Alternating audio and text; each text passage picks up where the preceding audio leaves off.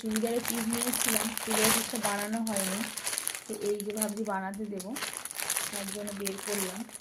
কালী পুজোর সময় নিয়েছিলাম, তো দেখি, ওখানে খুলে দেখিনি। তো এইটা হচ্ছে কি, এই যে জামাটা হবে এটা, আর প্যান্টটা হবে এটা। তো জামার থেকে প্যান্টের এটা ডিজাইনটা বেশি ভালো লাগছে।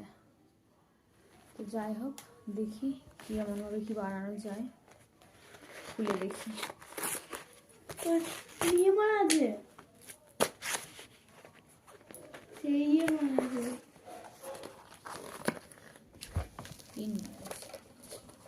পিন মারা রয়েছে। তো এই যে খোলা হলো,